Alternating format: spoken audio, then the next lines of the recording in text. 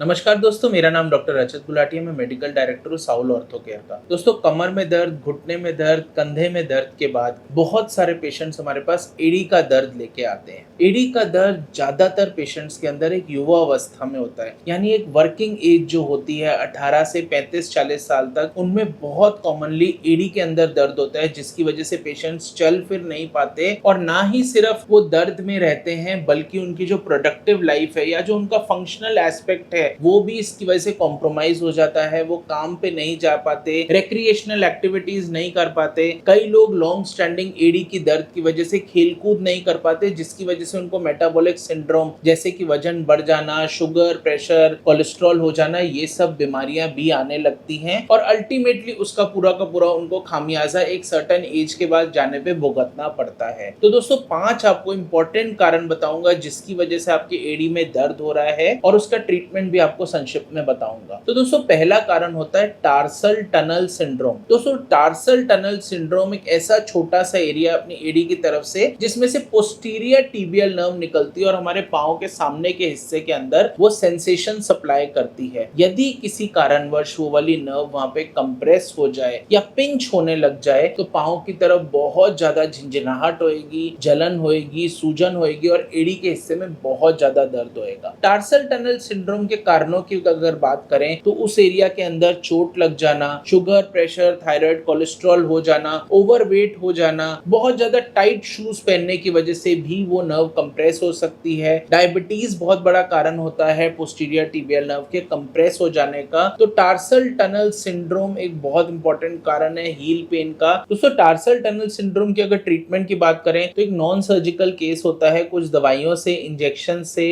Holistic rehabilitation programme जैसे exercise, कुछ मशीनों से, कुछ लाइफस्टाइल चेंज से इस चीज का इलाज संभव है। दोस्तों, दूसरा इंपॉर्टेंट कारण होता है प्लांटर फेसाइटिस। दोस्तों, अगर हम हमारे पांव के तलवे के हिस्से की तरफ देखें तो एक बहुत ही थिक चमड़ा या थिक स्किन होती है जिसे हम फेशिया बोलते हैं। वो हमारी एडी से उत्पन्न या ओरिजिनेट होती है और सामने के पंजे की तरफ जाके इंसर्ट होती है। जहां से उसका ओरिजिन होता है अक्सर वहां पे जलन, सूजन हो सकती है जिसे हम इन्फ्लेमेशन बोलते हैं और उस प्लांटर फेशिया की इन्फ्लेमेशन का नाम होता है प्लांटर फेसाइटिस। अगर मैं पेशेंट की हिस्ट्री की बात करूं तो हमको पेशेंट आके बताता है कि डॉक्टर साहब, ऐसे तो मेरे एडी बिल्कुल ठीक रहता है, बट मैं जब सो के उठता या उठती हूँ या बहुत देर बैठे रहने के बाद जब उठता या उठती हूँ तो मेरे एडी में बहुत तेज दर्द हो जाता है और धीरे धीरे चलने के बाद वो दर्द हल्का होने लग जाता है। ये टिपिकल हिस्ट्री होती है प्लांटर फेसाइटिस की। प्लांटर फेसाइटिस के इलाज की अगर बात करें तो पीआरपी इंजेक्शन उसके लिए बहुत उपयोगी इलाज होता है। उसके साथ में दवाइयां बहुत सारी प्लांटर फेसाइटिस को कम करने के लिए हम यूज करते हैं। होलिस्टिक रिहैबिलिटेशन की अगर बात करें तो ultrasonic therapy, TENS, PMF, laser का इस्तेमाल हम कर सकते हैं। एक्सरसाइजेस बहुत सारी होती है प्लांटर फेशिया के स्ट्रेचिंग के लिए। दोस्तों, तीसरा इंपॉर्टेंट कारण की बात करें तो वो होते हैं हील स्पर। अगर लॉन्ग स्टैंडिंग प्लांटर फेसाइटिस हो या बहुत दिन से उस एरिया में जलन मच रही हो और आपने उसका ट्रीटमेंट नहीं कराया तो एडी के उस हिस्से में से छोटे छोटे कांटे निकलने लगते हैं या हड्डियों की आउटग्रोथ होने लगती है जिसको हम हील स्पर बोलते हैं। हील स्पर एक एक्सरे फाइंडिंग होती है, परंतु इसका इलाज प्लांटर फेसाइटिस से थोड़ा सा हटके होता है। इसके अंदर हमको फुटवेयर मॉडिफिकेशंस भी देनी होती हैं, हमको सॉफ्ट सोल का इस्तेमाल भी करना होता है। 99% पेशेंट्स के अंदर सर्जरी कराने की आवश्यकता नहीं है। कुछ एंटी रिजॉर्प्टिव्स देके भी हील स्पर का इलाज संभव होता है। दवाइयां होती हैं और होलिस्टिक रिहैबिलिटेशन होता है इसके अंदर। दोस्तों, चौथे इंपॉर्टेंट कारण की बात करें तो वो होता है एक्किलीज टेंडनाइटिस। हमारी एडी के पिछले हिस्से के अंदर जो हमारे काफ मसल्स जब एडी में आके जुड़ते हैं तो वो एक टेंडन के थ्रू आके जुड़ते हैं जिसे हम एक्किलीज टेंडन बोलते हैं। इस एक्किलीज टेंडन के अंदर जलन हो सकती है जिसे टेंडनाइटिस बोलते हैं, या फिर डीजेनरेशन या घिसावट होती है जिसे हम एक्किलीज टेंडिनोसिस बोलते हैं, और कुछ एक्सट्रीम केसेस के अंदर इस एक्किलीज टेंडन के अंदर पार्शियल या कंप्लीट टियर भी हो सकता है। एक्किलीज टेंडनाइटिस के इलाज की अगर बात करें तो इसके अंदर भी हम पीआरपी इंजेक्शन दे सकते हैं। उसके साथ में कुछ दवाइयां, ultrasonic therapy, PMF therapy, laser therapy, stretching exercises, diet का एक इंपॉर्टेंट रोल होता है। वजन घटाने से भी एक्किलीज टेंडनाइटिस का इलाज संभव है। तो एक holistic rehabilitation program along with injections and medicine से एक्किलीज टेंडनाइटिस पे पार पाना संभव है। दोस्तों, पांचवा आखिरी और बहुत इंपॉर्टेंट कारण होता है स्ट्रेस फ्रैक्चर। स्ट्रेस फ्रैक्चर हम जनरली फौजियों के अंदर देखते हैं या रनर्स के अंदर देखते हैं या स्पोर्ट्स पर्संस के अंदर देखते हैं, जिसमें हमारे पांव के एड़ी या पंजे के हिस्से में जो हड्डियां होती हैं उसके अंदर माइक्रो फ्रैक्चर्स या क्रैक्स हो सकते हैं जिसकी वजह से हमको बहुत बहुत तीव्र दर्द होता है। ये फ्रैक्चर इतने ज्यादा डेंजरस नहीं होते कि हमको प्लास्टरिंग करनी पड़े, पर इतने छोटे मोटे क्रैक्स भी नहीं होते जो खुद ब खुद हील हो जाए और हमको दर्द ना हो। इसमें दर्द के साथ साथ सूजन भी हो सकती है, जकड़न भी हो सकती है, चलने फिरने में बहुत ज्यादा तकलीफ हो सकती है। तो इसके अंदर फुटवेयर मॉडिफिकेशंस यूज करना बहुत ज्यादा जरूरी होता है। कुछ दवाइयां होती है, कुछ दिन रेस्ट लेके भी स्ट्रेस फ्रैक्चर से पार पाना संभव है। पर अगर स्ट्रेस फ्रैक्चर आपका नॉन यूनियन में चला जाए, यानी हड्डी इतनी ज्यादा टूट गई है कि वो दोबारा जुड़ ही नहीं रही है, तो उसके लिए सर्जिकल एडवाइस लेना बहुत जरूरी होता है। परंतु वो 1 से 2% केसेस होते हैं। 97 to 98% केसेस में सर्जरी कराने की कोई आवश्यकता नहीं होती। तो दोस्तों, आशा करता हूं आपको ये वीडियो पसंद आया होगा। इस वीडियो को ज्यादा से ज्यादा लोगों तक पहुंचाइए। एडी के दर्द के कारण जानना बहुत जरूरी है, उसकी सटीक डायग्नोसिस करना बहुत जरूरी है, और एक बार सटीक डायग्नोसिस हो जाए तो आराम से ट्रीटमेंट उनका संभव है। ऐसे और जानकारी भरे वीडियोस देखने के लिए इस चैनल को सब्सक्राइब करना बिल्कुल ना भूलें, और इस वीडियो से रिलेटेड आपका कोई भी डाउट है, कोई भी क्वेरी है, तो बेझिझक कमेंट बॉक्स में टाइप करें।